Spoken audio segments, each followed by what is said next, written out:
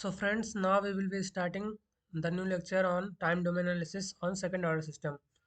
So हम लोग आगे बढ़ते हैं। यहाँ पे हम लोग देखेंगे कि जैसे ही हमारे पास एक क्लोज लूप होता है तो यहाँ पे क्या चेंज हो रहा है। जैसे फर्स्ट ऑर्डर सिस्टम में हमारे पास 1/s t था, तो यहाँ पे क्या चेंज आए हैं, k/s/ts+1। जीएस की जो वैल्यू होती है यहाँ पे ये चेंज आता है, ठीक है। तो जीएस में ये चेंज आता है। उसके बाद हम लोग क्या करेंगे, इसका ओवरऑल ट्रांसफर फंक्शन लेंगे, इस क्लोज लूप का ट्रांसफर फंक्शन निकालेंगे, जो कि T S is equal to C S upon R S होगा। और ये किसके बराबर आएगा, G S over 1 + GS H S के, जहाँ पे एच एस की वैल्यू कितनी है, 1 है। अगर एच एस की कोई वैल्यू नहीं दे रही थी, इसका मतलब उसका गेन कितना है, 1 है, ठीक है। तो एच एस की वैल्यू 1 हो गई। तो यहाँ से हम लोग क्या ले, C S upon R S is equal to G S over 1 + GS H S, ठीक है। तो एच एस की वैल्यू 1 और जी एस की वैल्यू ये। तो यहाँ से हमारे पास ये इक्वेशन आती है, ठीक है। ये एक जनरल इक्वेशन है कि जो कि हमारा एस और एस टी और के रिप्रेजेंटेशन में है, ठीक है। अब यहाँ से हम लोग काफ़ी कुछ फार्मूलेज जनरेट करेंगे। एक इक्वेशन ये हो गई हमारे पास, और हमारे पास एक स्टैंडर्ड इक्वेशन और आती है जो कि इस फॉर्मेट में होती है, जो कि नेचुरल फ्रिक्वेंसी और जीटा के डैम्पिंग फैक्टर के रूप में होती है, ठीक है। तो यहाँ पे स्टैंडर्ड इक्वेशन एक और मानी जाती है, omega N square upon S square plus 2 delta omega N S plus omega N square. ये कैसे आती है, उसको हम लोग इससे देख सकते हैं। देखिए, हमारे पास एक क्लोज लूप होता है जो कि इस फॉर्मेट में R S, C S, G S और एच एस होता है। तो हम लोग क्या करते हैं, यहाँ पे जी एस की वैल्यू ली गई है omega N square upon S into S plus 2 delta omega N S, ठीक है। 2 डेल्टा ओमेगा एन। तो यहाँ पे एक चेंज जो आता है, जो दोनों स्टैंडर्ड इक्वेशंस के लिए हमारे पास जो रिप्रेजेंटेशन होता है जी एस की वैल्यू में आता है चेंज, वहाँ पे K upon S into S tau plus 1 होती है, ठीक है। और यहाँ पे omega N square upon S into S plus 2 delta omega N हो जाती है। तो ये हमारा ओवरऑल जो रिस्पांस देता है इस सिस्टम का, वो देता है omega N square upon S square plus 2 delta omega N plus omega N square. हमारे पास दो इक्वेशंस मिल चुकी हैं। अब इन्हीं दोनों का हम लोग यूज़ करते हुए अपनी आगे कंक्लूजन्स को डिसाइड करेंगे, ठीक है। तो देखिए, चलिए अब हम लोग यहाँ पे देखते हैं कि हमारे पास जो दूसरी स्टैंडर्ड इक्वेशन आई है, ये आई है। और हमारे पास ये, इसको कंपेयर करने के लिए हमने क्या किया, यहाँ पे टाउ का कॉमन ले लिया, ठीक है। जो कि हमारे पास टाउ यहाँ पे था, एस स्क्वायर के कोफिशिएंट के टर्म में आ रहा था, इसको हमने कॉमन ले लिया। तो हमारे पास ओवर ऑल इक्वेशन ये बनी और ये बनी। यहाँ से हम लोगों ने दो कंक्लूजन्स किए। एक हमारे पास ओमेगा एन का टर्म है जो कि नेचुरल फ्रिक्वेंसी कहलाती है। नेचुरल फ्रिक्वेंसी का मतलब क्या हुआ कि जिस फ्रिक्वेंसी, जिस ऑसिलेशन से हमारा सिग्नल मूव कर रहा है, ठीक है, उसे उसको हम लोग क्या बोलेंगे, नेचुरल फ्रिक्वेंसी। ओमेगा इनको बेसिक अगर थोड़ा एक्सपेंड कर दिया जाए तो इसको बोलते हैं अनडैम्प्ड नेचुरल फ्रिक्वेंसी, ठीक है। और यहाँ पे ओमेगा एन की वैल्यू कितनी आती है, √k/t, √k/t, ठीक है। Omega N square is equal to k/t, that's why ये चीज़ हमारे पास आई है, नेचुरल फ्रिक्वेंसी की वैल्यू, ठीक है। अब हम लोग देखते हैं कि यहाँ पे डेल्टा की वैल्यू क्या आती है, कि जब हम इसको कंपेयर करते हैं 2 डेल्टा ओमेगा एन की वैल्यू 1/t, तो डेल्टा की वैल्यू हमारे पास आती है 1/2 √kT। इसको हम लोग डैम्पिंग फैक्टर बोलते हैं। इसको हम लोग डैम्पिंग फैक्टर बोलते हैं और आगे हमारे काम आने वाला है। सो इसे हम लोग ज़्यादा कीप इन माइंड, ठीक है। We will always keep in mind, that's why now. देखिए, इस इक्वेशन को, जो डिनोमिनेटर हमने बोला था आपको कि ओवरऑल ट्रांसफर फंक्शन में जो डिनोमिनेटर होता है वो रिप्रेजेंट करता है आपकी कैरेक्टरिस्टिक इक्वेशन को, 1 + GS Hs को ना। तो यहाँ पे हम क्या करेंगे, इसका जो है कैरेक्टरिस्टिक इक्वेशन का रूट्स निकालेंगे। तो ओवरऑल जो हमारे पास इसका वैल्यू आती है, तो आएगी -delta omega N plus -j omega N √1 -delta square. देखिए, इस इक्वेशन से हम लोग काफ़ी कुछ ऐसे ही एनालाइज कर सकते हैं। कैसे कर सकते हैं कि अगर डेल्टा की वैल्यू 1 से कम होगी अगर डेल्टा की वैल्यू 1 से कम हुई, तो ये ओवरऑल पॉजिटिव हुआ और हमारे पास ये इक्वेशन कैसी आ जाएगी, ये इमेजनरी फॉर्म में आ जाएगी। इसके मतलब इसके जो पोल्स रहेंगे वो आपस में क्या कहते हैं, इमेजनरी होंगे, ठीक है। इमेजनरी होंगे और प्लस माइनस मीन्स कि आपस में सिग्नली अपोजिट होंगे, जिसको बोलते हैं। तो हाँ, और क्या डिसाइड कर सकते हैं, अगर डेल्टा की वैल्यू 1 होगी तो ये वैल्यू 0 हो जाएगी और ओवरऑल दिस वैल्यू 0 हो जाएगी। तो हमारे पास जो इक्वेशन आएगा उसका केवल एक एक और बराबर बराबर मीन्स जो जो दोनों हमारे पास पोल्स आएंगे वो कैसे होंगे, वो रियल होंगे, वो रियल होंगे और आपस में बराबर होंगे, ठीक है। दोनों की वैल्यू डेल्टा ओमेगा एन के बराबर, -डेल्टा ओमेगा एन के बराबर होगी, ठीक है। और अगर हमारे पास ये वैल्यू 1 से ग्रेटर होगी तो क्या होगा कि under root 1 minus delta square कैसा हो जाएगा, निगेटिव हो जाएगा। निगेटिव मतलब इमेजनरी। और हमारे पास मान लीजिए उसकी वैल्यू आ गई समथिंग, अगर हम इमेजनरी निगेटिव टर्म को बाहर निकालेंगे तो वो जे का एक्सप्रेशन देगा। मान लीजिए इसकी value under root minus three I. Under root minus three का मतलब क्या हुआ, रूट थ्री जे। तो क्या हो जाएगा, अगर वही जे जो बाहर आया है उस जे स्क्वायर हो जाएगा यहाँ पे, और जे स्क्वायर की वैल्यू माइनस वन होती है। तो इसका मतलब इमेजिनरी टर्म हट जाएगा और ओवरऑल कैसा कैसा देगा, और ओवरऑल जो टर्म्स हमारे आएंगे वो रियल आएंगे। ठीक है, वो ओवरऑल इक्वेशन टर्म्स कैसे आएंगे, रियल और अनइक्वल आएंगे। ठीक है, चलिए, रियल एंड अनइक्वल ये हो गए आपके ओवर डैम्ड के जो रूट्स आएंगे वो ऐसे आएंगे। ठीक है, अब देखते हैं यहाँ पे ओमेगा डी। देखिए यहाँ पे एक टर्म होता है omega N under root one minus delta square को हम लोग ऐसे किससे क्या बोलते हैं, डैम्प्ड नेचुरल फ्रिक्वेंसी बोलते हैं। इसको हम लोग क्या बोलते हैं, डैम्प्ड नेचुरल फ्रिक्वेंसी। अब आगे देखिए इसी का कंक्लूजन दिया गया है, आप लोग पढ़ सकते हैं इसको, जो हमने बताया वही सब कंक्लूजन है। आगे अब इसको देखते हैं कि देखिए इसको रिप्रेजेंट करने का एक आसान सा मेथड है कि आप लोग हमेशा मतलब याद रखेंगे, और इससे आसान मेथड शायद ही हो। That's why we are moving forward with this figure. तो यहाँ पे हम लोग देख सकते हैं कि एक इमेजनरी एक्सिस है, ये रियल एक्सिस है। तो यहाँ ये जो पॉइंट है, आप जानते हैं ओरिजिन, दैट्स जीरो बोलते हैं इसको। और यहाँ पे जो ये पॉइंट कट करेगा वो वन रहेगा, जीरो और वन। ठीक है, अब देखिए ये जो एक्सिस है ये आपकी डेल्टा को रिप्रेजेंट करेगी, ये एक्सिस आपकी डेल्टा को रिप्रेजेंट कर रही है। ठीक है, अब देखिए अगर ये वैल्यू जीरो से वन की है, जीरो से वन की, जीरो से वन के बीच में है तो ये हो गया आपका अंडर डैम्ड।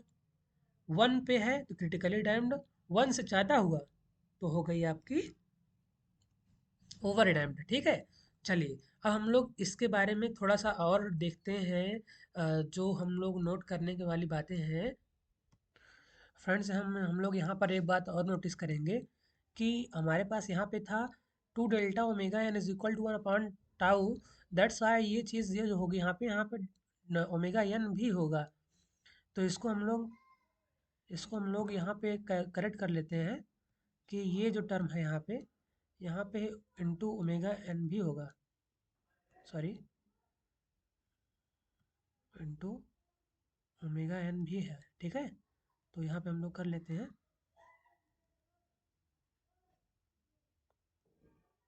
Omega N. ठीक है, omega N, delta omega N को हम लोग डैम्पिंग फैक्टर बोलते हैं। तो ये जो है हमारा, इसको डैम्पिंग फैक्टर बोलेंगे। और डेल्टा को हम लोग बोलते हैं डैम्पिंग रेशियो। ठीक है, डेल्टा को हम लोग बोलेंगे डैम्पिंग रेशियो।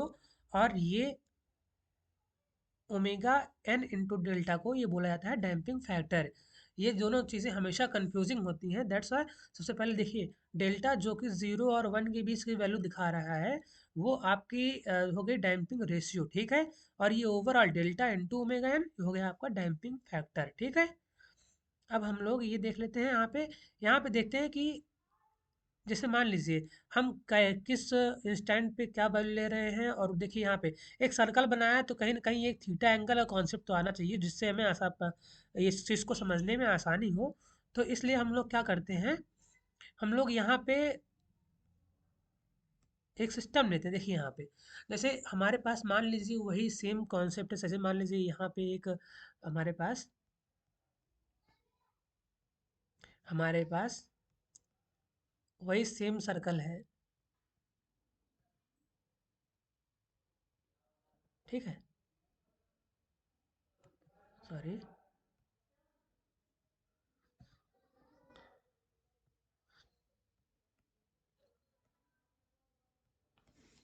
चलिए मान लेते हैं हमारे पास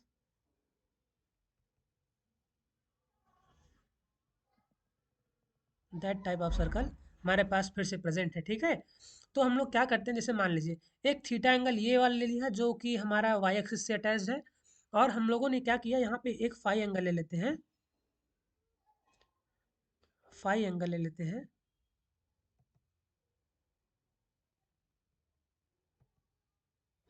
तो क्या हुआ, हम लोग क्या देखते हैं कि ये जो डिस्टेंस होती है, ये डिस्टेंस होती है डेल्टा ओमेगा एन, जो यहाँ पे ऐसे जीटा से रिप्रेजेंट किया गया है। उसको हम लोग ले लेते हैं, सॉरी, उसको हम लोग डेल्टा से रिप्रेजेंट करेंगे, डेल्टा से रिप्रेजेंट कर ले रहे हैं, डेल्टा ओमेगा एन। ठीक है, तो ये डिस्टेंस हो गई हमारे पास डेल्टा ओमेगा एन हो गई, और ये डिस्टेंस हो गई हमारे पास ओमेगा एन। देखें, जब हम लोग cos फाई निकालेंगे तो ये हो जाएगी delta omega N upon omega N. तो ये ओवरऑल क्या दे देगा हमको, ये दे देगा हमको cos phi is equal to delta आ जाएगा। ठीक है, तो ओवरऑल जो हमारे पास रिजल्ट आएगा वो आएगा cos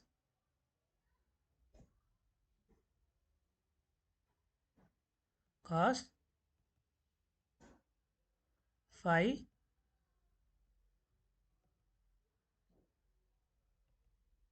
is equal to delta. ठीक है, cos phi is equal to delta, ये हमारे पास इक्वेशन आ गई। इस चीज़ को हम लोग हमेशा के लिए रिमेंबर रखेंगे। ठीक है, और ये सबसे आसान जो है मेथड है ना, हमको किसी टेन का जो कि इतना टेन का जो कि अंडर रूट आ जाएगा आपका 1 - जीटा स्क्वायर अपॉन डेल्टा करके ऐसा कुछ रहेगा, लेकिन फिर भी नाम है कॉस का, और अरे सॉरी, टेन और साइन का जो एक्सप्रेशन रहता है वो थोड़ा सा डिफिकल्ट रहता है, तो सबसे आसान जो मेथड है वो कॉस के लिए हमको याद रखना होगा। और जो यहाँ पे एंगल लेंगे हम लोग वो एक्स एक्सिस से लगता हुआ एंगल लेंगे। ठीक है, तो ये आप लोग रिमेंबर रखिएगा हमेशा, इसको आप लोग नोट कर लीजिए। नेक्स्ट, जो cos फाइव इक्वल डेल्टा है, हम इसका यूज़ करने जाएंगे अभी कुछ देर में।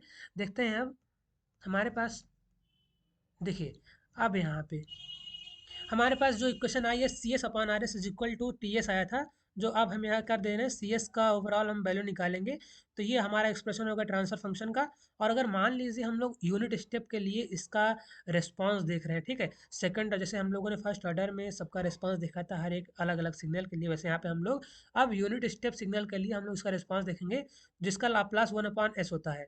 तो हम लोगों ने क्या किया, आर एस की वैल्यू हो गई 1/s। तो अब हम लोग क्या कर रहे हैं, देखिए, डेरिवेशन जो होते हैं वो सेमेस्टर एग्जाम्स के लिए ही इंपॉर्टेंट होते हैं। गेट लेवल में क्या करना होता है कि लास्ट जो इसका कंक्लूजन होता है उसको रिमेंबर करना होता है। दैट्स वाई अब हम लोग यहाँ पे एक एनालाइज करेंगे कैसे इसका पार्शियल फ्रैक्शन होगा, उसके बाद इसका हम वैल्यू कैसे निकालेंगे। ठीक है, तो ये जो है आपका ये सेमेस्टर एग्जाम्स के लिए इंपॉर्टेंट रहेगा, उस हिसाब से आप लोग थोड़ा इसको समझने का प्रयास करें। देखिए, वहाँ पे यहाँ पे क्या है, 1/s इंटू हुआ है, तो यहाँ पे क्या ले लेंगे, इसका पार्शियल फ्रैक्शन करेंगे तो हो जाएगा a/s। और चूंकि ये जो है आपका एक क्वाड्रेटिक इक्वेशन है, तो क्वाड्रेटिक इक्वेशन के लिए होता है बी एस प्लस सी। जैसे यहाँ मान लीजिए a/s हुआ प्लस, अभी हो जाएगा B S plus C upon that quadratic equation. Okay, तो दैट्स वाई यहाँ पे यहाँ पे हम लोग गेन के टर्म्स में लेते हैं, इसलिए के का एक्सप्रेशन लिया गया, k1 k2 k3 कर दिया गया। जब हम लोगों ने नॉर्मल प्रोसीजर से निकाला तो k1 की वैल्यू 1 आई है, k2 की वैल्यू -1 आई है, और k3 की वैल्यू आई है -2 डेल्टा ओमेगा एन। ठीक है, तो के थ्री की वैल्यू सॉरी, हाँ, के थ्री की वैल्यू -2 डेल्टा ओमेगा एन आएगी। अब उसके बाद देखते हैं कि जब हम इसको इस इक्वेशन एक्सप्रेशन को हम लोग कन्वर्ट करेंगे इसमें होल स्क्वायर के टर्म्स में, तो ये हो जाएगा, यहाँ पे हम लोग एक जो है टर्म और लेंगे, किसका टर्म ले लेंगे, ये आपका हो जाएगा डेल्टा स्क्वायर और plus delta plus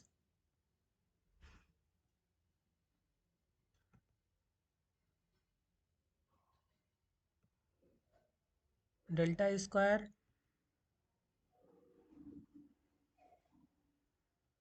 omega N square और माइनस का डेल्टा स्क्वायर और ओमेगा एन स्क्वायर। ठीक है, तो यहाँ पे हम लोग क्या करेंगे, डिनोमिनेटर में इन इसका प्लस करेंगे और इसी का माइनस भी कर देंगे। इस चीज़ को हम लोग एक्सपेंड कर देते हैं।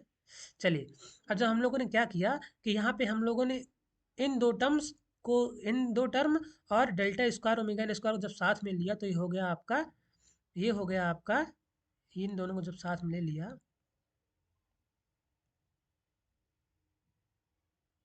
इन दोनों को और इन दोनों टाइम जो है कॉमन मतलब साथ में ले लिया तो हो गया S plus delta omega N का होल स्क्वायर, और प्लस इन दोनों को जब साथ में लिया तो हो गया आपका omega N square into one minus delta square. तो अब क्या हुआ, अब हम लोग देखते हैं कि अब हम लोग क्या करेंगे, इसको स्प्लिट कर देंगे delta omega N plus delta omega N में, ठीक है। इसको स्प्लिट कर देंगे delta omega N plus delta omega N में। नेक्स्ट जो हमारा आता है इसके बाद का प्रोसीजर, वो रहेगा S plus delta omega N upon this. उसके बाद फिर प्लस जो डेल्टा ओमेगा नॉट था उसको तो हमने लिखा है, लेकिन यहाँ पे क्या किया कि प्रोडक्ट यहाँ पे प्रोडक्ट कर दिया है ऊपर नीचे under root one minus delta square का हमने प्रोडक्ट कर दिया, ठीक है। यहाँ पे दो चीज़ें हुई हैं, यहाँ पे हमने स्प्लिटिंग कर दिया, splitting two delta omega N, ठीक है।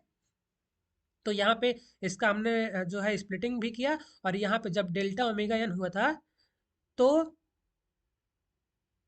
Under root one minus delta square का हमने ऊपर और नीचे इनोमिनेटर और डिनोमिनेटर में हमने प्रोडक्ट कर दिया, ठीक है। नेक्स्ट जो हमारा जो टर्म आएगा देखिए यहाँ पे ये हमने इसका इनवर्स लाप्लास लिया है।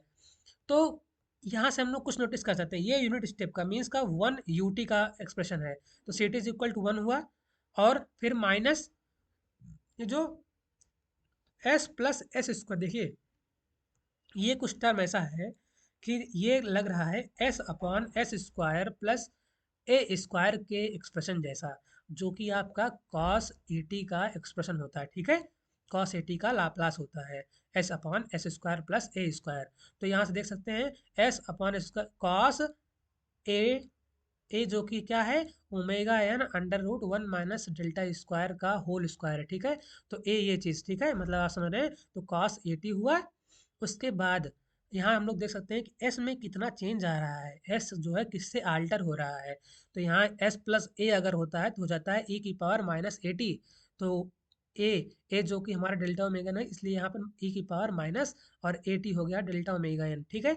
अब हम लोग यहाँ से देख लिए, अब यहाँ देखते हैं हम लोग कि अगर यहाँ पे under root one minus delta square जो है वो हम लोग कॉमन ले लेते हैं, ऐसे कॉमन ले लेंगे तो क्या आएगा, अगर ये चीज़ हम लोग ठीक है, इसको हम लोग अभी थोड़ा सा जो है ना,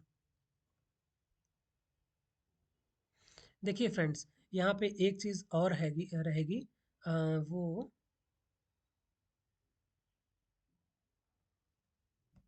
यहाँ पे क्या होगा कि हमने इसको डिनोमिनेटर और डिनोमिनेटर में जब मल्टीप्लाई किया था तो ये टर्म जो है इससे कॉमन में रहेगा, ये ओवरऑल टर्म रहेगा यहाँ पे, ठीक है। जब ये ओवरऑल टर्म है ऐसे, तो देखते हैं यहाँ पे ये आपका एक्सप्रेशन लग रहा है ए अपॉन हो जाएगा S square plus A square. और ये देखिए ये ए क्या है, ए है आपका omega N into under root one minus delta square. तो A over S square plus A square के जैसा आया है। तो क्या करेंगे यहाँ पे आपका हो गया one minus E raise power this plus यहाँ पे delta upon under root one minus delta square हमने कॉमन ले लिया। उसके बाद ये कैसा हो गया, इसका किस चीज़ का लाप्लास है, साइन ए टी का लाप्लास होता है, ठीक है। तो साइन 80 हो गया। अब यहाँ देखते हैं, यहाँ पे हमने क्या किया कि under root one minus delta square को हमने कॉमन ले लिया यहाँ पे, इसको मतलब इसको बाहर किया। तो जब बाहर करेंगे तो यहाँ पे एक टर्म और आ जाएगा, कैसा टर्म आ जाएगा, देखिए आप लोग इसको जो है हल्का सा पेन लेके बस एक स्टेप यहाँ पे और ऐड होगा, वो कैसा रहेगा कि हमने यहाँ पे हमने जो एक मान लीजिए यहाँ से हम लोगों ने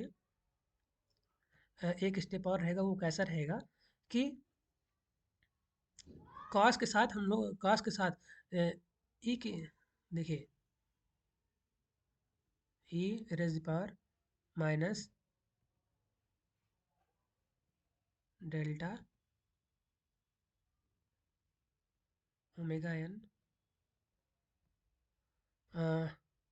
अपॉन, देखिए यहाँ पे टी भी रहेगा,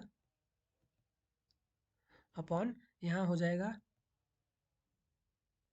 under root one minus delta square, ठीक है, ये हो जाएगा। और उसके बाद जो कॉस वाला टर्म है उसके साथ यहाँ पे प्रोडक्ट में एक अंडर रूट वन माइनस, देखिएगा 1 माइनस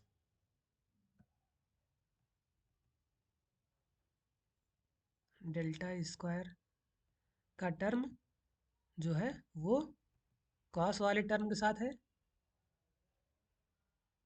कॉस वाले टर्म के साथ है, ठीक है। कॉस ये वाला, और फिर प्लस होगा समथिंग डेल्टा, और यहाँ पे आपका हो जाएगा साइन वाला टर्म, साइन वाला टर्म, ठीक है। देखिएगा आप लोग थोड़ा सा इसको चलिए ठीक है। अब देखिए यहाँ पे हमारे पास क्या आ गया, ये चीज़, ये टर्म आया है, और प्लस ये वाला टर्म आया है। देखिए अब यहाँ पे हमने आपको बताया था कि cos phi is equal to होता है डेल्टा, तो ये हो गया कॉस फाई हो गया, और ये हो गया आपका साइन फाई। तो हमारे पास ये साइन फाई, ये हो गया आपका कॉस का एक्सप्रेशन, प्लस ये हो गया आपका कॉस फाई साइन का एक्सप्रेशन। तो हमारे पास एक फार्मूला बन रहा है sine A cos B plus cos A sign B, तो ये हो जाएगा आपका साइन ए प्लस बी का फार्मूला। तो साइन ए प्लस बी यहाँ पे फार्मूला सूट करेगा, तो दैट्स वाई हम लोग क्या इंट्रोड्यूस कर रहे हैं, हम लोग यहाँ पे करेंगे साइन, और ये जो चीज़, ये आपका जो एक्सप्रेशन है ये आपका हो जाएगा omega D T, omega D है ना, ये आपका कैसा एक्सप्रेशन है, ये ओमेगा डी है, ओमेगा डी की वैल्यू है। तो दैट्स वाई हो गया साइन ओमेगा डी टी, और प्लस फाई, फाई की वैल्यू मतलब क्या है, फाई किसके लिए आ रहा है, ये डेल्टा के लिए आ रहा है, ठीक है। तो यही वही एंगल है जो हमने पहले इंट्रोड्यूस कर दिया था, जिसकी वैल्यू होती है कॉस,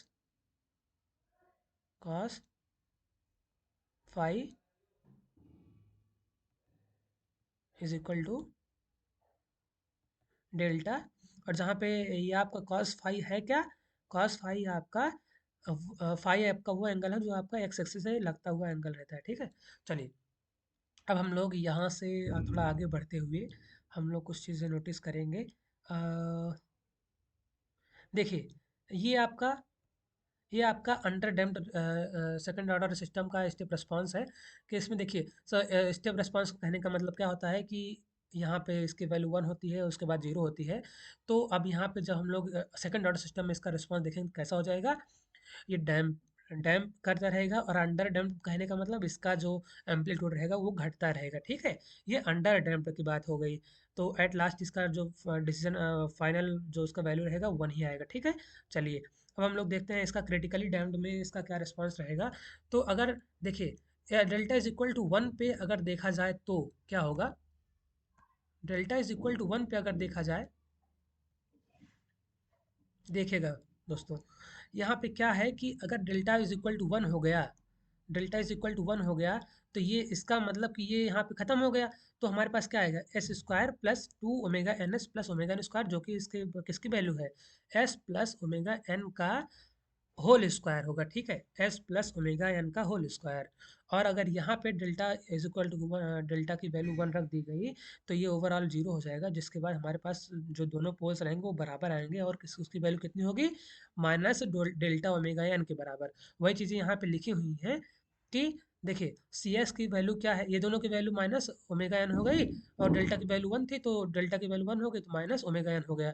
अब यहाँ पे ये जो जी एस की वैल्यू है, एस प्लस ओमेगा एन का होल स्क्वायर, अब इसका रिस्पॉन्स निकालें पार्शियल फ्रैक्शन करते हुए, तो ये आया, ठीक है। जनरली हमको यूनिट स्टेप रिस्पॉन्स पूछा जाता है, इसलिए ऊपर डेरिवेशन दिया गया है। अब यहाँ पे क्रिटिकली डैम्प्ड का जो रिप्रेजेंटेशन है ऐसे होता है, ठीक है।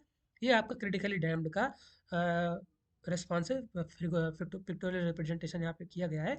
नेक्स्ट हम लोग देखते हैं ऐसे ही ओवर डैम्प्ड का, सॉरी ओवर डैम्प्ड का। देखिए अंतर कहाँ आता है, अंतर आता है आपका रेट ऑफ ऑसिलेशन में। ऑसिलेशन आपका डिक्रीज करता रहता है जैसे जैसे हमारी डेल्टा की वैल्यू इंक्रीज करती है, ठीक है। डेल्टा इंक्रीज और रेट ऑफ ऑसिलेशन डिक्रीज, ठीक है। ये आप नोटिस करिएगा, ये बात आप लोग थोड़ा सा माइंड में इसको रखने की कोशिश कीजिएगा।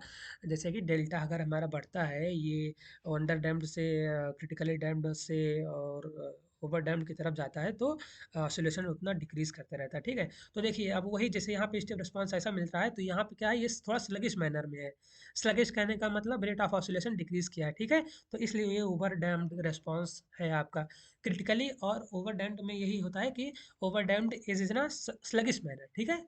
आप देखते हैं कि हमारे पास ओवर डैम्ड के लिए delta is greater than 1, over damped के लिए हमारे पास जो डेल्टा होता है वो ग्रेटर देन 1 होता है, और जब ये डेल्टा जो है हमारा ग्रेटर देन 1 हो जाएगा, तो यही चीज़ हमको डेल्टा अगर ग्रेटर देन 1 हो गया तो हमारे पास रियल रूट्स मिलेंगे, ठीक है, रियल और अनइक्वल रूट्स मिलेंगे, ठीक है। ये आपका अंडर डैम्प्ड का रिस्पॉन्स था। हम देखते हैं ओवर डैम्प्ड का ही पर देख लेते हैं। हाँ, तो ये आपका ओवर डैम्प्ड है, जिस पे आपका जो पोल्स आएंगे, इस पोल्स की वैल्यू ये रहेगी। कहीं यहाँ पे देखिए, इस जो रिप्रेजेंटेशन है यहाँ पे ईटा से रिप्रेजेंट किया गया है, आप लोग यहाँ पे डेल्टा से देख रहे हैं। चलिए अब हम लोग क्या करते हैं, स्टेप रिस्पॉन्स फॉर डिफरेंट।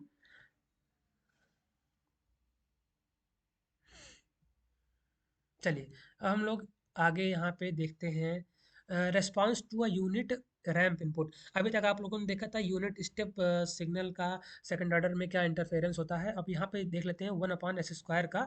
तो 1/s² का जब हम लोग ऐसे simple in the same way, ठीक है, इन द सेम सिमिलरली हम लोग कर लेंगे टेकिंग इनवर्स लाप्लास, तो ये हमारे पास रिप्रेजेंटेशन आता है। यहाँ पे क्या अंतर हो रहा है कि time response for a unit, जो हमारा जैसे आना चाहिए ये R T is equal to T आना चाहिए, तो यहाँ पे हमारा जो ग्राफ है वो ऐसे हो रहा है, ठीक है, यहाँ से शुरू हो रहा है, ठीक है, चीज़ें यहाँ से शुरू होंगी कुछ टाइम इंस्टेंट बाद से, और ये चीज़ें हैं। चलिए अब हम लोग इसका हम लोगों ने क्या किया, हम लोग ज़्यादा से ज़्यादा क्या कर सकते हैं, रैंप का ये पिक्टोरियल रिप्रेजेंटेशन पूछा जा सकता है, ठीक है। और यहाँ पे सी टी की वैल्यू आनी चाहिए, ठीक है, रैंप में इसका ओवरऑल। जनरली हम लोग जो देखते हैं इस सेमेस्टर एग्जाम्स में, वो स्टेप रिस्पॉन्स ही पूछा जाता है, लेकिन हम लोग इसको भी नोट कर सकते हैं, ठीक है। अब हम लोग देखते हैं, देखिएगा, बात आती है जैसे हम लोगों ने फर्स्ट ऑर्डर में देखा है कि स्टेडी स्टेट एरर निकालने के लिए, तो स्टेडी स्टेट एरर यहाँ पे कैसे आएगी। हम लोगों ने पहले देखा था कि फाइनल वैल्यू जो हमारे टर्म आता है वो कैसे निकाला जाता है।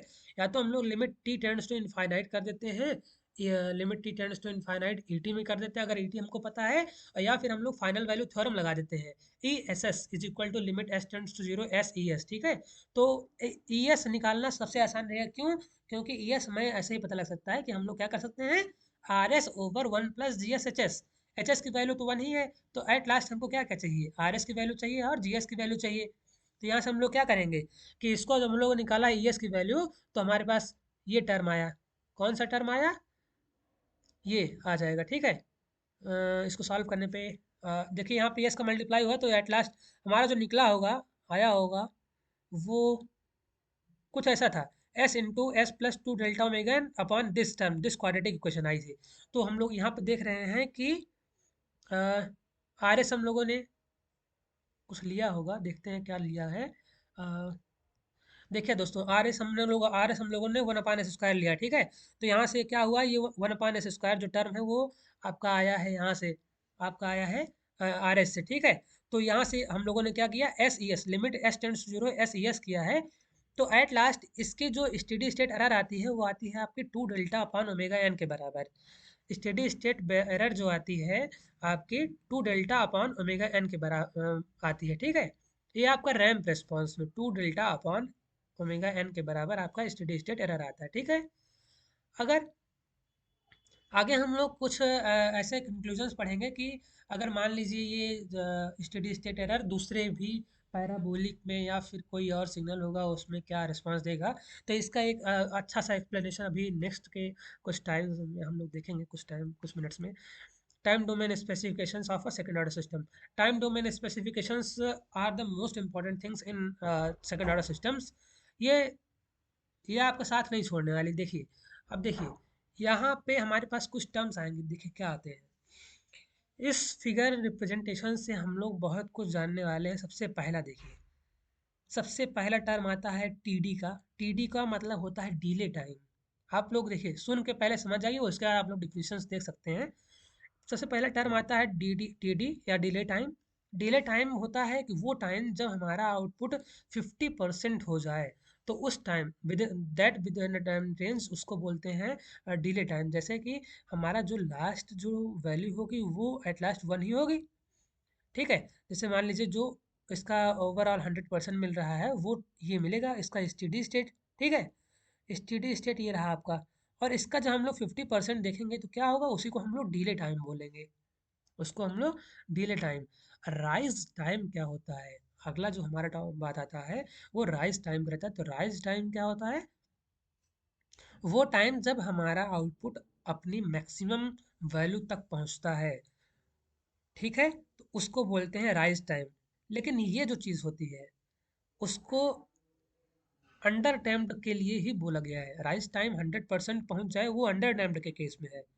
ओवर डैम्प्ड के केस में ऐसा होता है कि जब हमारी जो आउटपुट वैल्यू है वो 10% से, जो टाइम हमको 10% से 90% पहुंचने में लगे, उसको हम लोग बोलते हैं राइज टाइम। मीन्स जब तक 90% जिस टाइम पर पहुंचा और जब तक ये 10% पहुंचा था, उन दोनों टाइम इंटरवल्स का डिफरेंस ही हमको राइज टाइम देगा, वो ओवर डैम्प्ड के केस में, ठीक है। चलिए अब हम लोग देखते हैं पीक टाइम क्या होता है। पीक टाइम होता है आपका time required to reach the maximum value. तो देखिए ये आपकी मैक्सिमम वैल्यू दर्शा रही है। यहाँ से जैसे देखिए, ये जो जैसे मान लीजिए ये आपका मैक्सिमा था, तो यहाँ से यहाँ तक जो पहुँचने में आपको टाइम लगा है, इस टाइम को हम लोग बोलेंगे पीक टाइम, ठीक है। पीक टाइम, ठीक है। अब देखिए, और अगर मान लीजिए कि ये आपका फर्स्ट जो है फर्स्ट पीक था, तो ये आपका सेकंड जो पीक है, लेकिन ये जो है बॉटम का है, तो फर्स्ट बॉटम बोल दीजिए या फिर इसको सेकंड पीक बोल दीजिए। तो ये आपका क्या हो जाएगा, ये भी उसका उसको हम लोग निकाल सकते हैं, ऐसा नहीं है। उसको हम लोग कुछ फार्मूला से जनरेट कर लेंगे, ठीक है। इसके लिए हम लोग पास फार्मूला रहेंगे। अब हम लोग बात करते हैं, एक होता है ओवरशूट, एक होता है अंडरशूट। तो ओवरशूट और अंडरशूट में क्या डिफरेंस होता है कि देखिए, पीक ओवरशूट उसे बोलते हैं कि हमारे पास जो फाइनल वैल्यू है, मींस कि ये जो वन वाला जैसे लाइन देख रहे हैं आप लोग ये वाली, तो इसके बीच में और फर्स्ट पीक के बीच में जितना डिफरेंस है उसको हम लोग पहले बोलेंगे पीक ओवरशूट। और चूंकि ये पहला है तो इसलिए उसको बोलेंगे फर्स्ट पीक ओवरशूट। अब यहाँ पे देखते हैं ये क्या है कि ये डाउन द जो है फाइनल वैल्यू है ना, तो इसको बोलेंगे फर्स्ट अंडरशूट। फर्स्ट अंडरशूट, ठीक है। चलिए, अब ये हो गया ऐसे ही सेकंड ओवरशूट, सेकंड अंडरशूट, ठीक है। तो इसका भी हम लोग पास एक वैल्यू होगा, इसको निकालने का भी हमारे पास एक मेथड होगा। चलिए उसको हम लोग देखेंगे। अब देखते हैं हमारे पास जो सेटलिंग टाइम आता है और स्टेडी स्टेट एरर आता है। सेटलिंग टाइम क्या होता है कि जब हमारा जो आउटपुट है वो एक with in a range of error हो जाए। मान लीजिए जो हमारा फाइनल वैल्यू है, अगर फाइनल वैल्यू के 2% के रेंज या 5% या 10% के रेंज में आ जाता है तो हम उसको सेटलिंग टाइम बोल देंगे। जो भी उसका रेंज डिफाइंड होगा, उस रेंज में अगर आ जाए तो उसको हम लोग बोल देंगे सेटलिंग टाइम, उस टाइम को, उस टाइम इंटरवल को, ठीक है। जिस टाइम इंटेंसिटी शुरू होता है, देखिए यहाँ से मान लीजिए ये विद इन द रेंज आ गया, तो इस टाइम को हम लोग बोल देंगे settling time.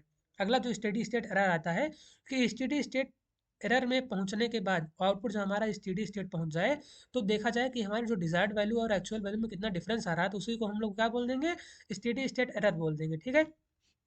Steady state error निकालने का हमने हमने आपको दो मेथड बताया था। सबसे पहला कि limit T tends to infinity E T कर देंगे, या फिर हमारे पास दूसरी फाइनल वैल्यू थ्योरम होती है, वो limit S tends to zero S E S कर देंगे। तो वहाँ से हमारे पास क्या आ जाएगा, स्टेडी स्टेट एरर आ जाएगा, ठीक है।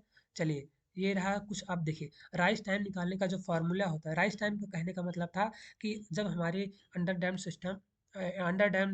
सिस्टम के लिए 100%, ठीक है। जब हमारा, हाँ, ठीक है।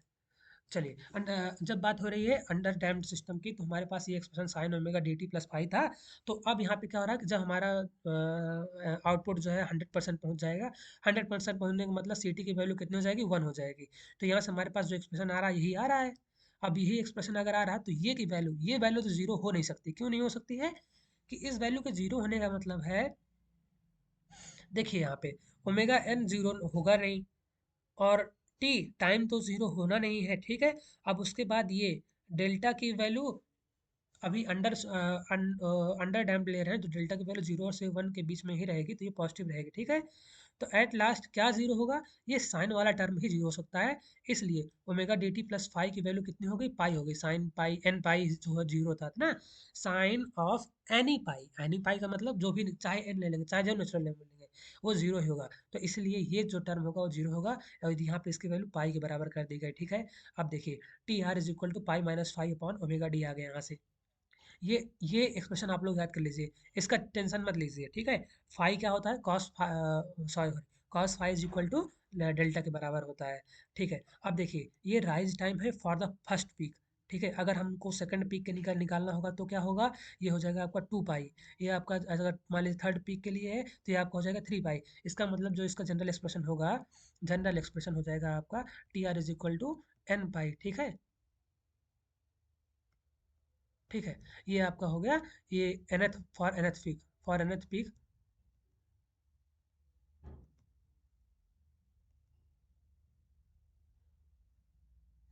For nth। देखिए दोस्तों, थोड़ा सा हो सकता है कि आपको ये चीज़ें थोड़ा सा डिस्गस्टिंग लगे, लेकिन ऐसा नहीं है। nth पीक,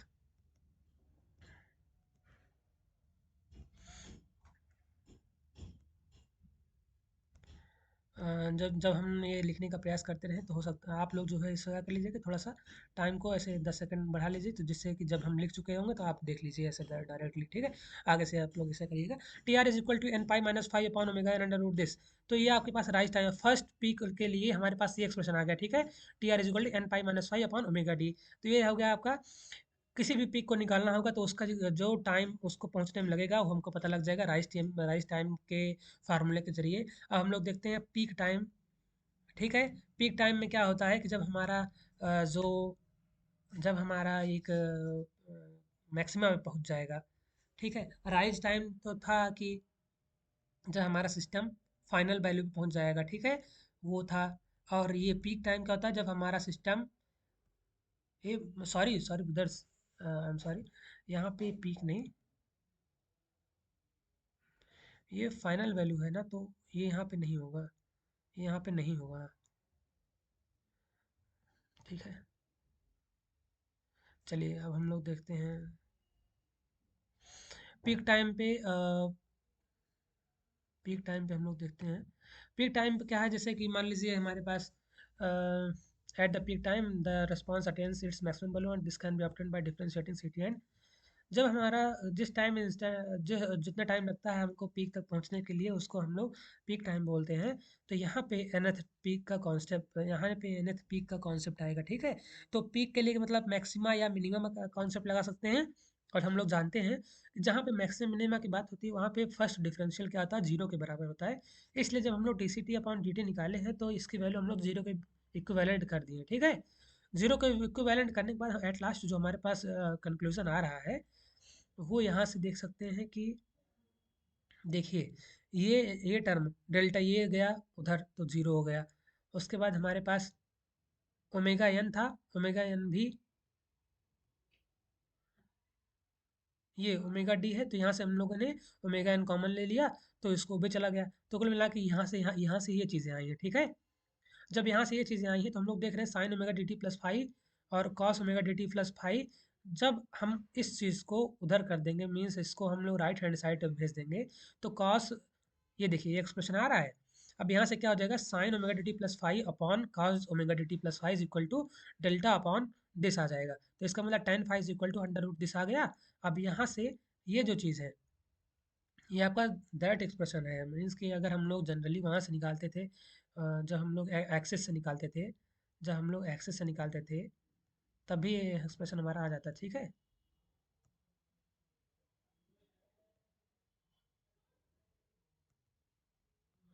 ठीक है,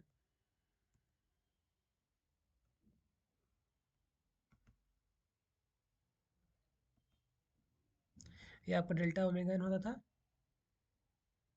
और ये आपका ओमेगा एन होता था। ठीक है, हाइपोटेनस होता तो आपका ओमेगा एन, तो ऐसे भी आ सकता था। ठीक है, चलिए अब हम लोग देखते हैं कि अब यहाँ से हम लोग क्या कंक्लूजन डिसाइड कर सकते हैं कि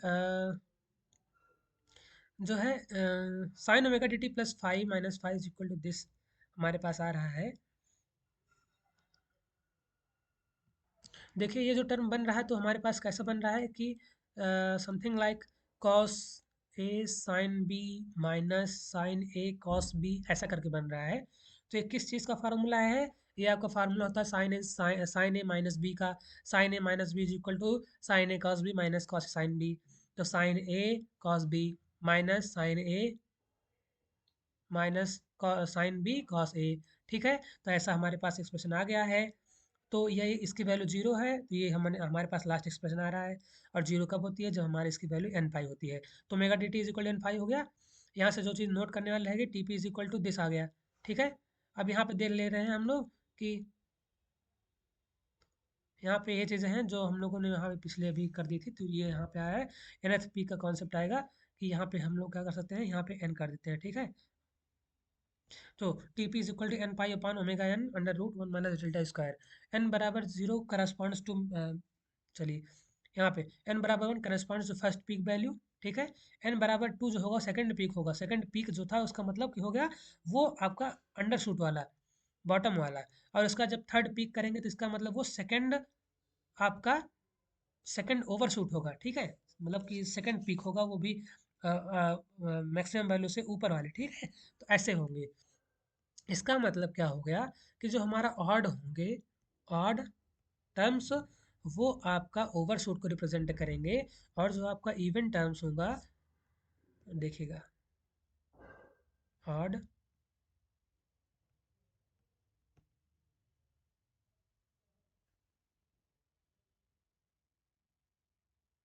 ऑड जो होगा वो आपका,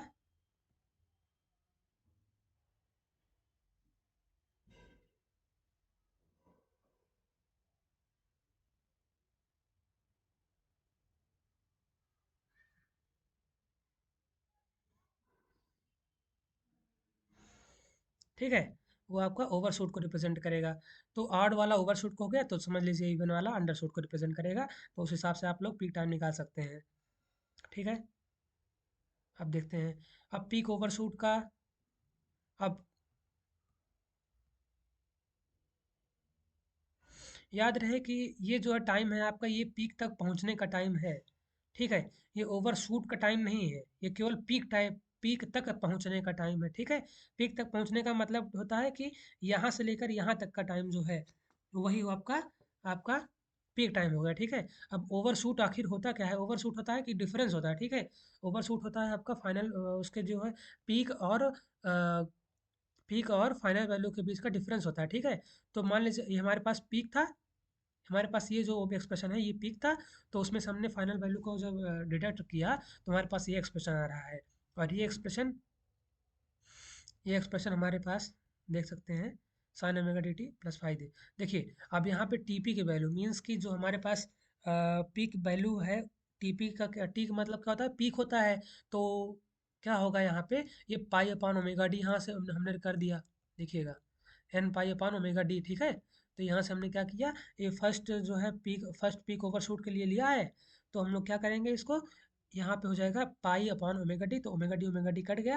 अब ये हो गया साइन, यहाँ एक्चुअली होना क्या चाहिए, यहाँ साइन एन, ठीक है, एन पाई होना चाहिए। और वैसे भी अगर साइन एन पाई रहेगा तो sine N pi plus phi क्या हो जाएगा आपका, माइनस साइन फाई। ठीक है। तो ये चीज़ें हैं। हम्म एक्चुअली ये चीज़ें पीक के लिए ली गई हैं। तो जब ऑड होगा, when N is equal to odd और यहाँ पे एन है, तब। ठीक है। जब एन है,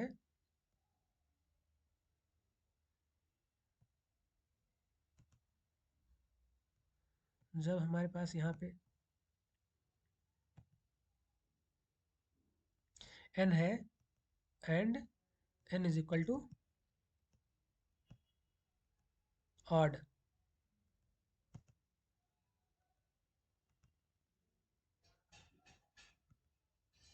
होंगी। तो अगर एन ऑड है तो हमारे पास जानते हैं sine N five plus five, N five plus five कितना हो जाएगा, माइनस साइन फाइव बराबर हो जाएगा। ठीक है। तो उस केस में यहाँ पे माइनस का साइन हट जाएगा और साइन फाइव हो गई। ठीक है। अब यहाँ पे हम लोग देख रहे हैं कि साइन फाइव की वैल्यू कितनी होती है। साइन फाइव की वैल्यू हम लोगों ने देखी है कि under root one minus delta square हो जाएगी। तो ये दोनों आपस में कैंसिल हो जाएंगे। हमारे पास ओवरऑल जो एक्सप्रेशन आ रहा है पीक ओवर शूट्स के लिए, ये आ रहा है। ठीक है। ओवरऑल जो हमारे पास एक्सप्रेशन आ रहा है E to the power minus delta upon under root one minus delta square आ रहा है। ठीक है। ये फर्स्ट पीक ओवरशूट के लिए है। अगर इसको हम लोग एन के लिए करना होगा तो यहाँ से हम लोग एन कर देंगे, यहाँ एन, एन से मल्टीप्लाई कर देंगे फॉर,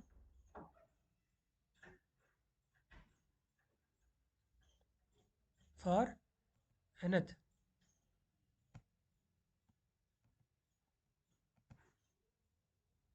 फॉर nth ओवरशूट, ठीक है। तो फॉर nth ओवरशूट हम लोग यहाँ पे n से मल्टीप्लाई कर देंगे, ठीक है। और याद रहे कि ये चीज़ें किसके लिए हैं, ये हो गई आपके पीक ओवरशूट के लिए, ठीक है।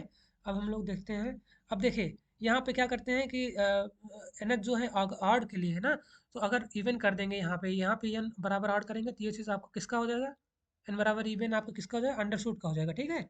और अगर हम लोग को पर पीक ओवरशूट परसेंटेज निकालना होगा तो ये हो जाएगा आपका 100 से मल्टीप्लाई कर देंगे इस टर्म को, तो हो जाएगा आपका ओवरशूट का परसेंटेज, ठीक है। एन बराबर ऑड जो होगा ये आपका ओवरशूट पीक ओवरशूट को रिप्रेजेंट करेगा, और एन बराबर जो इवन होगा वो आपका अंडरशूट को रिप्रेजेंट करेगा, ठीक है, पीक अंडरशूट को। चलिए, ये हम लोगों ने जान लिया है। अगला हम लोग देखते हैं settling time. Settling time means क्या होता है कि विद इन द रेंज जो है हमारा एक्सप्रेशन आता रहेगा।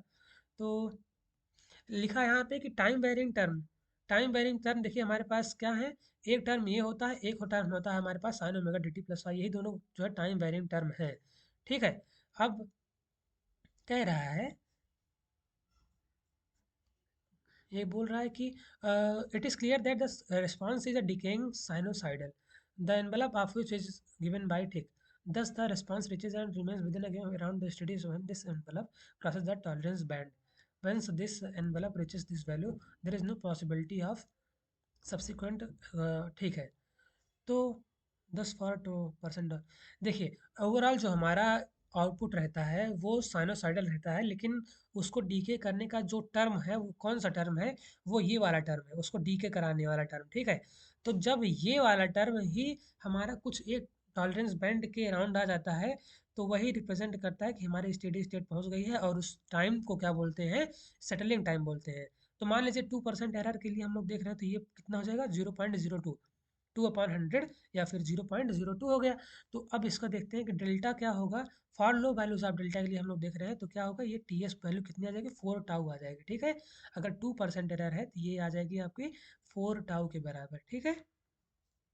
जी हाँ, चलिए,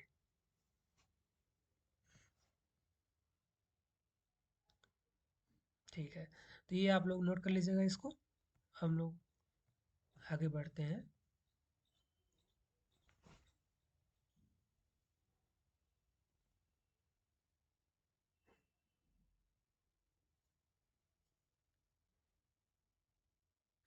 चलिए, अब हम लोग का नेक्स्ट जो टॉपिक है, जो one of the important topics है, वो एरर कॉन्स्टेंट्स निकालने का है।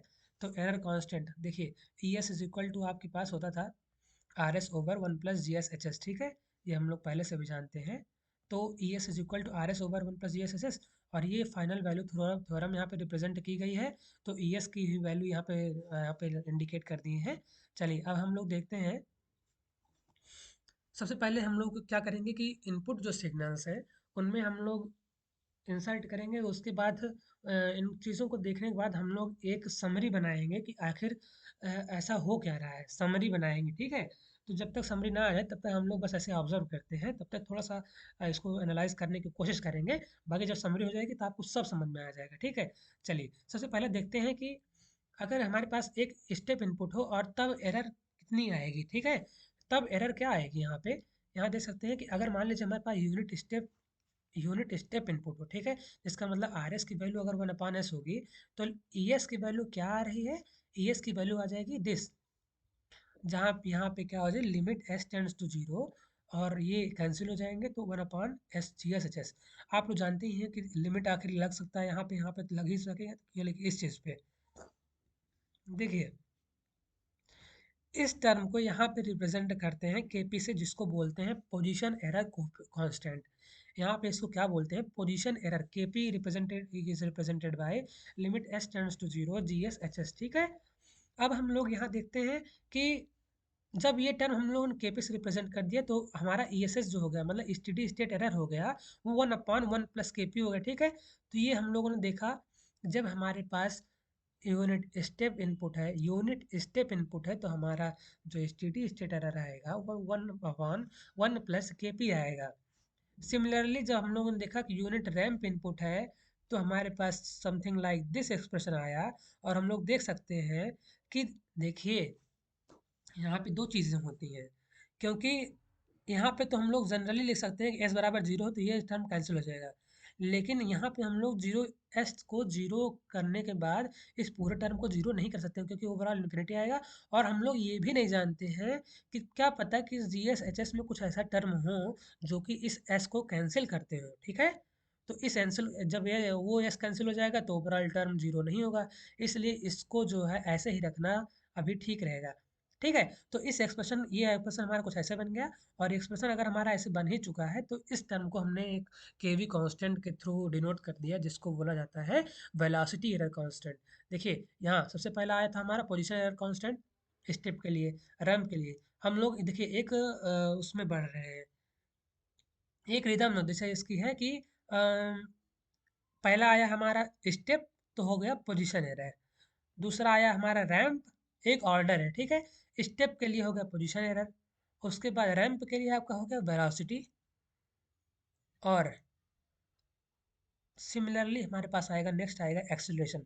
जैसे जैसे आप लोग ये जानते हैं कि स्टेप इनपुट का इंटीग्रल आपका रैंप होता है, रैंप का इंटीग्रल पैराबोलिक होता है, वैसे ही आप लोग ये भी जानते हैं कि ये जो हमारे पास पोजीशन है, तो पोजीशन का मतलब एक्स है, तो यहाँ पे वेलोसिटी से इसको बोला जा रहा है वेलोसिटी, ठीक है।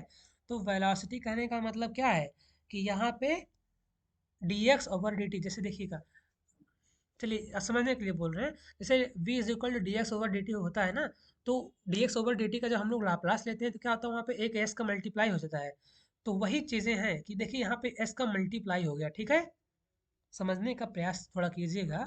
तो वो पोजीशन एरर कांस्टेंट था, अगर इसको वेलोसिटी में चेंज किया है तो v is equal to D X over D T होता है। तो यहाँ पे क्या हुआ, हर एक डिफरेंशियल के लिए एक s आता है, तो वही पे यहाँ पे s आ गया, ठीक। अब ये हो गया आपकी वेलोसिटी एरर कांस्टेंट। अब हम लोग देखते हैं पैराबोलिक और एरर एक्सेलरेशन इनपुट। तो हम लोग पैराबोलिक ले जानते हैं कि इसका A T square by two का हम लोग जब लेते हैं लाप्लास लेते हैं तो वन अपॉन एस क्यूब हो जाता है। तो ई स्टेडी स्टेट एरर फिर से हम लोग को लगाए limit S tends to zero S E S की वैल्यू। तो एट लास्ट हमारे पास एक एस कैंसिल हुआ यहाँ पे, और हमारे पास देखिए ये तो जीरो हो गया लेकिन ये जीरो नहीं होगा, ठीक है, क्योंकि जी एस एच एस अभी बचा है, ठीक है। उसमें भी कुछ टर्म्स हो सकते हैं जो कि एस स्क्वायर को कैंसिल कर दे। इसलिए अब ये जो टर्म आ रहा है इसको हम लोगों ने एक नाम दिया के ए, एक्सेलरेशन कांस्टेंट, ठीक है। देखिए अंतर किसका आया, केवल एक एस का आया, ठीक है। यहाँ पे के पी सॉरी के पी के वी और के ए में अंतर है, तो केवल एस टर्म का।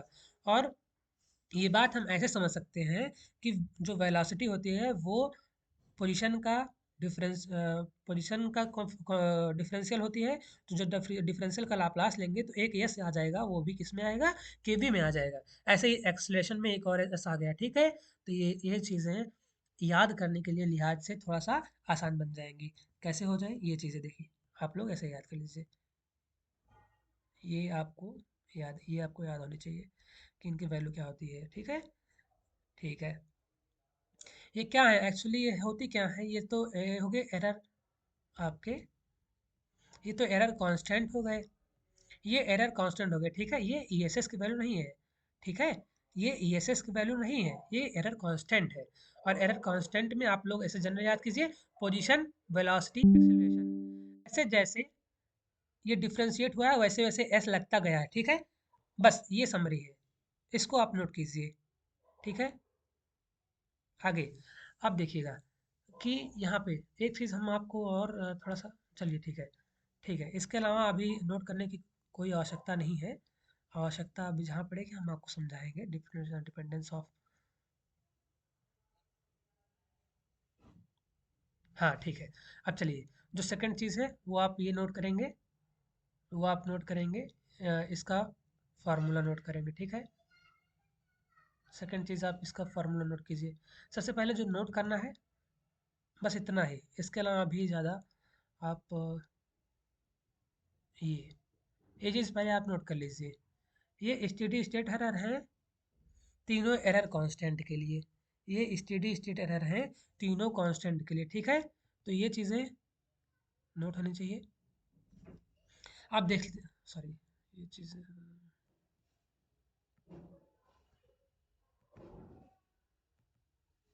ठीक है।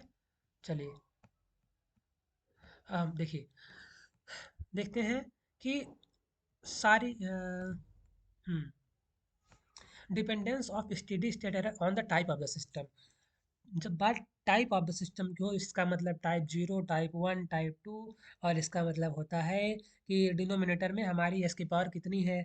एस की पावर जीरो का मतलब टाइप जीरो, एस की पावर वन का मतलब टाइप वन, एस की पावर टू का मतलब टाइप टू। ठीक है। और एस की पावर का मतलब, कहने का मतलब है कि केवल एस होना चाहिए यहाँ पे एस के साथ कुछ नहीं। ठीक है। तो ये क्या होती है, दो चीज़ रिप्रेजेंट करती हैं, number of poles at origin और क्या, टाइप ऑफ द सिस्टम। अब चलिए हम दो सबके लिए स्टेडी स्टेट एरर की वैल्यू निकालेंगे, और मतलब सारे टाइप ऑफ द सिस्टम्स के लिए हम स्टेडी स्टेट एरर की वैल्यू निकालेंगे, और सारे के सारे उनके लिए, सारे के सारे टाइप ऑफ द सिग्नल्स के लिए, रैंप या स्टेप या फिर पैराबोलिक। ठीक है। आगे हम लोग देखते हैं,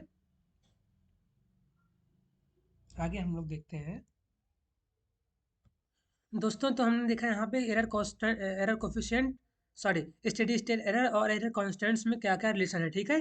तो अब हम लोग बात करेंगे हर सिस्टम्स के लिए इन पे, इनके इनपुट्स पे क्या रिलेशन बनता है। तो आगे हम लोग इसको एनालाइज करने जा रहे हैं। सबसे पहले देखते हैं कि टाइप जीरो सिस्टम के लिए, टाइप जीरो सिस्टम के लिए जो हमारा के पी होता है, वो देख रहे हैं यहाँ पे के बराबर आ रहा है। ठीक है। जब हमने इसकी वैल्यू बैठाया, टाइप जीरो का मतलब होगा जहाँ पे आर की वैल्यू जीरो हो रही है। ठीक है। तो अगर यस की वैल्यू देखिए यहाँ पे, ये टाइम कांस्टेंट फॉर्म है। ठीक है। तो टाइम, ये जो आपका टाइप वाला system, type of the system होता है, इसको एनालाइज करने के लिए हम लोग टाइम कांस्टेंट फॉर्म लेते हैं। ठीक है। तो यहाँ पे क्या होता है कि जब एस बराबर जीरो रखते हैं तो एक सारे के सारे कैंसिल होता है, सारे के सारे ये यहाँ टर्म जीरो होते हैं, वन वन बचता है, तो इसका मतलब केवल के आ जाता है। ठीक है। जबकि हम लोग नेक्स्ट जो एनालाइज करते हैं, ये सभी तो वन होते हैं, लेकिन जब बाद में जो एस आता है अकेला वाला, ये सबको जीरो कर देता है। ऐसे इस केस में भी इसको जीरो कर देता है। ठीक है। तो ये टाइप जीरो में हो गया जब हमारा क्या कहते हैं, सारे के सारे जो के पी की वैल्यू है, टाइप जीरो में के पी की वैल्यू ही के आ रही, बाकी सब जीरो आ रहे हैं।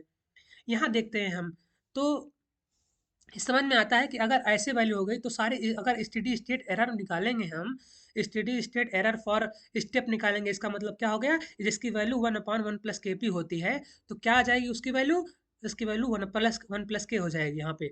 ऐसे ही वेलोसिटी इनपुट, या फिर कह सकते हैं कि जब हमें क्या कहते हैं रैंप देंगे, या फिर E S S is equal to one upon K V हो जाएगा। रैंप के लिए क्या होता है, के वी होता है, और पैराबोलिक के लिए के होता है ना। तो रैंप के लिए वन अपॉन के वी, और के वी की वैल्यू यहाँ जीरो, तो इसलिए ये इनफाइनाइट हो गया, ये भी इनफाइनाइट हो गया।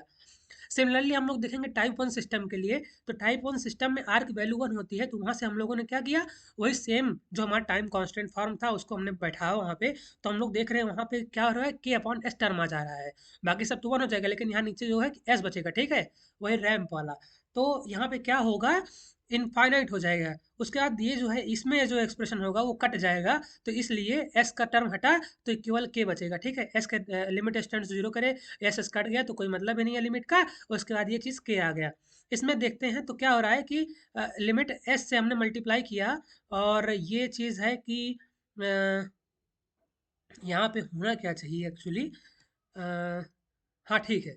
तो ये चीज़ हो रही है। ठीक है। यहाँ पे limit S tends to zero, उसके बाद यहाँ पे सॉरी, यहाँ पे एक वही चीज़ मिस कर रहा है, यहाँ पे एक स्क्वायर होना चाहिए ना। हाँ, ये यहाँ S square into G S होना चाहिए, तो S square into G S हुआ तो ये जीरो आ गया। देख रहे हैं हम लोग कि अब यहाँ से हम लोग के पी की, के वी की और के ए की वैल्यू निकल चुकी है। ठीक है। के पी के वी के ए निकल गई, तो हम हमारे पास स्टेप, रैंप और स्टेप, रैंप और पैराबोलिक इनपुट्स के लिए स्टेडी स्टेट एरर आराम से निकल जाएगा उनके फार्मूले से। ठीक है।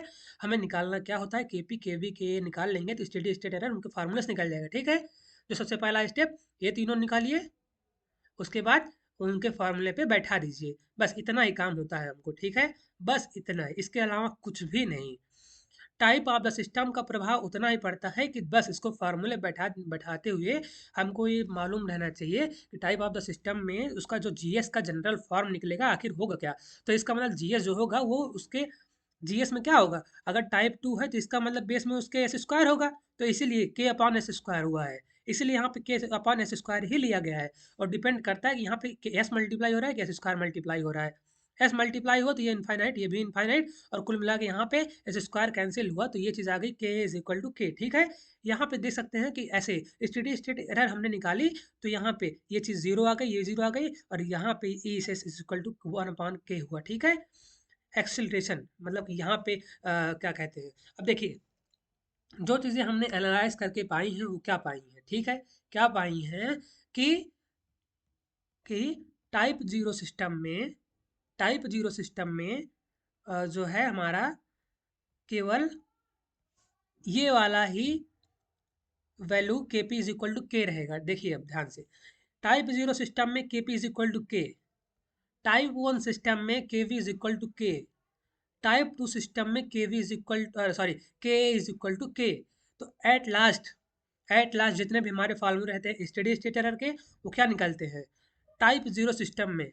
देखिएगा, ध्यान देते हैं इस बात पे, टाइप जीरो सिस्टम में जो, क्योंकि इसमें हमारा केवल के पी आ रहा था, तो केवल E S S is equal to one upon K इसका फार्मूला लगा। बाकी चलिए ठीक है, आगे हम इसको अभी एनालाइज कर रहे हैं और अच्छे से एनालाइज करेंगे। और यहाँ पे टाइप वन सिस्टम में केवल के वी वर्क कर रहा था, इसलिए हमारा ई एस एस इसका कितना आया, वन अपॉन के आया, ठीक है। उसके बाद टाइप टू में क्या हुआ, ये के इज इक्वल टू के आया, तो E S S is equal to one upon K acceleration वाले में, ठीक है। याद रखिए स्टेडी स्टेट एरर में क्या बातें होती हैं कि स्टेडी स्टेट एरर से हम लोग ये एनालाइज कर रहे हैं कि जो चीज़ें हम लोग पा जा रहे हैं, जैसे देखिएगा कि ये एक ऑर्डर है, ठीक है, स्टेप का, रैंप का और पैराबोलिक का, ठीक है, ये एक ऑर्डर है। जो स्टेडी एरर है, जो इसकी एरर है, एक मिनट, हाँ, जो यहाँ पे ये एरर है इसकी, हाँ, तो देख सकते हैं कि जो एरर स्टेडी स्टेट एरर है वो केवल वही हमको मिल रहा है, अगर उसके आगे वाले लेते हैं तो वो इनफाइनाइट मिलता है, ठीक है। स्टेप के लिए ही केपी की वैल्यू वैलिड होती है के बराबर, और स्टेडी स्टेट एरर उसका ही निकलेगा, बाकी आगे वालों का इनफाइनाइट रहेगा। अगर क्या कहते हैं, अब ऐसे देख लीजिए, टाइप वन सिस्टम में केवी मिलेगा, केवी की वैल्यू ही के रहेगी, और इसके लिए ही हमें ईएसएस की वैल्यू मिलेगी जो कि वन अपॉन के वी इसके फार्मूले पर सूट करेगी। याद रहे, अब इसमें क्या हो रहा है कि जैसे आगे वालों का जो स्टेडी स्टेट रहेगा वो इनफाइनाइट आएगा, और पीछे वालों का मीन्स कि उसके जो जस्ट बैक वाले हैं ये सब, रैंप के पीछे क्या सा है, स्टेप है, तो इसका कितना आएगा स्टेडी स्टेट है, तो जीरो आएगा, ठीक है। ऐसे टाइप टू सिस्टम देखिए, इसमें क्या हो रहा है, टाइप टू सिस्टम में हमारा केवल एक्सेलरेशन कांस्टेंट वैलिड होता है, के बराबर होता है, तो एक्सेलरेशन आ गया कांस्टेंट हमारे पास के, और स्टेडी स्टेट एरर इसी का जो है एक फाइनाइट वैल्यू देगा वन अपॉन के बराबर। उसके पहले वाला भी, ये क्या, इसको पहले वाला जीरो आ जाएगा, ठीक है, इसके पहले वाला जीरो आ जाएगा, ये बात याद रखिएगा। याद रहे, टाइप जीरो के लिए आपका पोजीशन कांस्टेंट, और पोजीशन कांस्टेंट के लिए steady state error one upon one plus K P. उसके बाद आता है आपका टाइप वन के लिए, ठीक है, टाइप जीरो के बाद टाइप वन आता है आपका। तो टाइप वन का मतलब रैंप, रैंप का मतलब आपका हो गया पोजीशन कांस्टेंट, पोजीशन कांस्टेंट का मतलब हो गया के पी, और सॉरी के वी, और के वी जो होता है उसके लिए आपका steady state error one upon K we होता है, ठीक है। उसके बाद अब देखते हैं टाइप टू पैराबोलिक, पैराबोलिक का होता है आपका कि ए मीन्स एक्सेलरेशन कांस्टेंट, और एक्सेलरेशन कांस्टेंट के लिए स्टेडी स्टेट एरर क्या होती है आपकी वन अपॉन के ए। याद रहे, जब हम लोग एक्सेलरेशन कांस्टेंट देखें, एक्सेलरेशन, चलिए हम एक्सेलरेशन कांस्टेंट के लिए स्टेडी स्टेट एरर देख रहे होंगे, उसके पहले के जो स्टेडी स्टेट एरर होंगे, चाहे स्टेप और मीन्स की, अगर हम लोग टाइप टू का देख रहे हैं तो उसमें एक्सेलरेशन कांस्टेंट ही का स्टेडी स्टेट एरर ही डिफाइंड होगा, बाकी सब जीरो होंगे।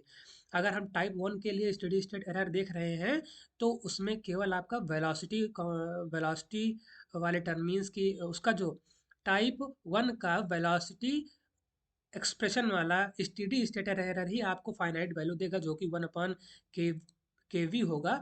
बाकी उसके लिए के पी की वैल्यू ज़ीरो, उसके पहले वाले जो टर्म रहेंगे, जैसे कि पोजीशन वाला ज़ीरो होगा और एक्सेलरेशन वाला इनफाइनाइट होगा, ठीक है, स्टेडी स्टेट एरर की वैल्यू, ठीक है, ये चीज़।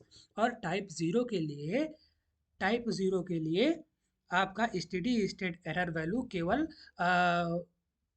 डिफाइंड होगा यूनिट स्टेप के लिए, उसके लिए वेलोसिटी और एक्सेलरेशन वाले स्टेडी स्टेट एरर की वैल्यू इनफाइनाइट होगी, ठीक है। तो ये आप लोग एनालाइज करके लिख सकते हैं। देखिए ये चीज़, ये आप लोग नोट कर लीजिए, ये चीज़ लिखा हुआ है, और ये चीज़ हमने अभी बोला है कि देखिए टाइप ज़ीरो में इसकी ही वैल्यू यूनिट स्टेप की ही वैल्यू डिफाइंड होगी। टाइप 0 में इसकी वैल्यू ही डिफाइंड होगी। टाइप 1 में इसकी ही वैल्यू डिफाइंड होगी। ठीक है, इसकी ही वैल्यू ठीक है, जो कि इस ऐसे इनके फार्मूले से बेस्ड होगी। अगर हम लोग क्या कहते हैं आगे का लेते हैं तो ये इनफाइनाइट रहेगा, और अगर पीछे का लेते हैं तो ज़ीरो। जिन केसेस में पीछे आ रहा है वो ज़ीरो होगा, जिन केसेस में आगे आ रहा है वो चीज़ ये इनफाइनाइट, ये भी इनफाइनाइट, ठीक है, ऐसे होता है। ठीक है, और उनका कॉन्सेप्ट केवल फार्मूले से ही फार्मूले पे जैसे लगा देंगे तुरंत हमें समझ में आ जाएगा कि आखिर होता कैसे है। के पी की वैल्यू, के वी की वैल्यू और के की वैल्यू। ठीक है, ये आपका रहा समरी। यहाँ पे समरी आप लोग नोट कर लीजिएगा। ठीक है, और चलिए आगे, तो आगे ये चीज़ें कन्वोल्यूशन आती हैं, तो कन्वोल्यूशन का कोई ख़ास रोल नहीं है। कन्वोल्यूशन हम लोग आगे पढ़ेंगे, क्योंकि देखिए ओपन लूप ट्रांसफर फंक्शन है, अगर इसमें पीक ओवरशूट हमें निकालना हो कहीं, तो हम लोग डायरेक्ट वही फार्मूला लगा देंगे, ई टू द पावर दिस। ठीक है, अगर जितना परसेंटेज का हमको पीक ओवरशूट पाना होगा उतना ही हम लोग एक्सपोनेंशियल की जो पावर ई की power minus N pi delta upon under root one minus delta square था, तो वही वैल्यू रख देंगे। ठीक है, आगे ये चीज़ मतलब देखिए कि हाँ 80% के लिए ये रखा गया है और ये इसके लिए ये रखा गया है, तो हम लोग डायरेक्टली यहाँ पे एक देखिएगा। हाँ तो, हाँ तो बस ये डिसाइड कर सकते हैं। ठीक है, यहाँ से हम लोग हर एक चीज़ निकाल सकते हैं। तो अब देखिएगा, जैसे देखिए अब लिखा है कि find steady state error for this. जैसे हमारे पास ये एक जीएस की वैल्यू दी गई है, तो कहा गया है कि steady state error for all निकालना है। तो सबसे पहले अगर हम लोग यूनिट स्टेप इनपुट निकालेंगे, मान लीजिए हमारा इनपुट जो मिल रहा है वो यूनिट स्टेप मिल रहा है, तो इसके लिए क्या होगा, केपी की वैल्यू लगाएंगे डायरेक्ट ये 1/1 प्लस केपी, और इसकी वैल्यू क्या देखिएगा, जब हमारे पास यूनिट स्टेप फंक्शन, जैसे देखिएगा यहाँ पे ये हमारा क्या है कि एस की पावर 1 दे रहा है, इसका मतलब ये चीज़ आपका टाइप 1 सिस्टम है। टाइप 1 सिस्टम में केवल केवी मिलता है। ठीक है, टाइप 1 सिस्टम में केवल केवी मिलता है, और केपी की वैल्यू क्या होती है, इनफाइनाइट होती है, मीन्स वो अनडिफाइंड होती है। ठीक है, इनफाइनाइट होती है। तो इस केस में यहाँ पे क्या हुआ, एस एस की वैल्यू जीरो मिली है, उसमें रैंप देखिए, ध्यान से देखिएगा, केवल हमको रैंप इनपुट के लिए ही ई एस एस की वैल्यू डिफाइंड मिलेगी 1/kV के बराबर। इसके पहले के जो ई एस एस होंगे उसकी वैल्यू जीरो हो जाएगी, और उसके बाद का जो हमारे पास स्टेडी स्टेट एरर है उसकी वैल्यू इनफाइनाइट होगी। ठीक है, चलिए ये इसके लिए हो गया। अब हम लोग देखते हैं इसके लिए, यहाँ पे देखिए ये टाइप 0 सिस्टम है, ये टाइप 0 सिस्टम है, तो इसके लिए हम लोग केवल देख लेंगे, तो इसके value E S S is equal to 1/1 plus K P ही रहेगी, और बाद के वाले सारे इनफाइनाइट आ जाएंगे। ये हमारा कौन सा है, ये हमारा पैराबोलिक है, तो इसके लिए हमारा डिफाइंड होगा 1/k, E S S is equal to 1/k। उसके पहले के ई एस एस क्या होंगे, जीरो होंगे। तो भैया सिंपल, यहाँ देख लिया हमने टाइप 1 है, तो E S S for step is equal to zero, E S S for acceleration is equal to infinite. यहाँ पे ये टाइप जीरो है, तो E S S for step is equal to one 1/1 plus K P. यहाँ ठीक है, 1/k, के की वैल्यू यहाँ पर 1000 है, के की वैल्यू 1000 है, के की वैल्यू 10 है। ठीक है, तो इन द सेम वे ये मोस्ट ये मतलब कि ये क्या है कि ये कॉन्सेप्चुअल है, फुल्ली कॉन्सेप्चुअल क्वेश्चन। ठीक है, अब लोग हम देखते हैं कि ऐसे ही देखिएगा, वही वही चीज़ें हैं। ठीक है, वही चीज़ें हैं। अब देखिए यहाँ पे कि the open loop transfer function ये दिया है, जीएस दिया गया है, जीएस दिया गया है, इनका एरर सीरीज निकालना है फॉर इनपुट दिस। ठीक है, अगर ये जीएस दिया गया है हमारे पास, तो हम ये भी जान सकते हैं कि जी हाँ, तो 1/1 plus G S H S. देखिए दोस्तों, यहाँ पे कुछ चीज़ें आती हैं कि एक होता है एरर सीरीज, और एक होता है हमारे पास कि स्टेडी स्टेट एरर निकालने के लिए। अगर हमें स्टेडी स्टेट एरर निकालना होता तो जनरली फार्मूला लगाते हैं हम लोग, E S upon R S is equal to G S, E S upon R S is equal to 1/1 plus G S H S. ठीक है, तो अब यहाँ पे क्या हो रहा है, अगर आर टी का हम लोग आर एस निकाल देंगे तो आर एस कुछ समथिंग निकल के आएगा। ठीक है, और अगर हम लोग हाँ, तो अब यहाँ पे जैसे कि आरएस निकल के आएगा, उसके बाद अगर हम लोगों को स्टेडी स्टेट एरर निकालना है, तो हम लोग क्या करेंगे, हम लोग करेंगे E S upon R S is equal to 1/1 plus G S और एच एस की वैल्यू तो 1 होती है, ठीक है, फीडबैक में ऐसे में। तो यहाँ पे 1/1 प्लस जी एस हुआ, आर एस की वैल्यू उधर हो जाएगी। उसके बाद देखिएगा वहाँ पे क्या होगा, आर एस की वैल्यू, आर एस में न्यूमरेटर में 3 टर्म रहेंगे, तो क्या करेंगे आपस में इनको जैसे देखिएगा समथिंग, जैसे इसका इसके 3 जो है लाप्लास रहेंगे, ये लाप्लास इसका प्लस प्लस दिस वाले का लाप्लास, मतलब 2t का लाप्लास। उसके बाद आपका आएगा थर्ड वाले का लाप्लास। उसके बाद क्या होगा, अपॉन ये हो जाएगा आपका 1 प्लस जी एस, ठीक है, 1 प्लस जी एस।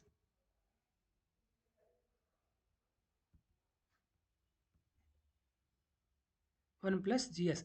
तो क्या करेंगे हम लोग क्या करेंगे, इनको स्प्लिट कर देंगे, ठीक है। इसको इस पहले स्प्लिट किया, फिर उसके बाद इसको स्प्लिट किया, उसके बाद इसको स्प्लिट स्प्लिट किया। इन तीनों को स्प्लिट करने के बाद ही हम लोग क्या कर सकते हैं, वो स्टेडी स्टेट एरर निकालने के लिए इन तीनों को अलग अलग से एनालाइज करेंगे कि आखिर ये कौन सा टाइप का सिस्टम है। उसके बाद अलग अलग से सबका ही स्टेडी स्टेट एरर निकाल के उन तीनों को ऐड कर देंगे, ठीक है। अब यहाँ पे एक चीज़ नया हम लोग देख रहे हैं कि एरर सीरीज आखिर होती क्या है। देखिए, एरर सीरीज के लिए एक नया टर्म आता है वाई एस का, जो कि बराबर होता है 1/1 प्लस जी एस के, ठीक है, जो कि बराबर होता है 1/1 प्लस जी एस के। तो इसमें क्या होता है, ये जैसे कि हम लोगों ने अभी तक के पी के वी के ए निकाला है, तो वैसे यहाँ पे एरर कोफिशिएंट होते हैं। सी नॉट बराबर limit S tend to zero Y S होता है। C one is equal to, यहाँ पे क्या होता है, ये डी वाई एस, मतलब कि जैसे हम लोग वहाँ पे एस करते थे, यहाँ पे डिफरेंशियल एक बार होता है, ठीक है। ऐसे सी टू में डबल डिफरेंशियल होता है। अगर सी थ्री होता तो उसको ट्रिपल डिफरेंशियल हो गया, ठीक है। ठीक है, तो इन दिस केसेस ऐसे होते हैं। सी नॉट में ये चीज़ कर दिया, सी वन में ये कर दिया, उसके बाद सी टू में ये, ठीक है। तो ये जनरल इसका फार्मूला है एरर कोफिशिएंट निकालने का। उसके बाद क्या करते हैं, आर टी का हम लोग इन द सेम वे, जैसे कि यहाँ पर डबल डिफरेंशियल तक लिए हैं, तो अगर हम लोग यहाँ पर डिफरेंशियल ले रहे हैं, तो इसका जो एक्सप्रेशन आएगा वो ऐसे आएगा, आर टी का ये हो गया, आर डैश टी का ये, आर डबल डैश टी का ये। तो एरर सीरीज कैसे डिफाइंड होती है, सी नॉट उसके बाद R T plus C one R dash plus C two upon two factorial. Means ये क्या है, C two upon C one upon one factorial, C two upon two factorial, plus ऐसे अगर अगर नेक्स्ट हमें करना होता तो C three upon three factorial, और हो जाता है आर ट्रिपल डैश, ठीक है। तो ये सीरीज है, ये सीरीज का बस ऐसे आप लोग जनरल एक्सप्रेशन याद कर लीजिए, और यहाँ पे ये याद कर लीजिएगा कि C U naught C one और सी टू कैसे निकालते हैं। C naught C one C two निकालने का आसान सा मेथड है कि जैसे वहाँ पर जितनी बार जो है एस होता था, उतनी ही बार यहाँ पर डिफरेंशियल होता होगा, बस अंतर इतना ही है, ठीक है। So this is the point, these are all the points to remember uh, in second order system। हाँ, तो ये आपका टाइम डोमेन एनालिसिस था इन सेकंड ऑर्डर सिस्टम। और keep supporting and share to your friends. If you like this channel, like and subscribe this। So thanks, and it's that's all।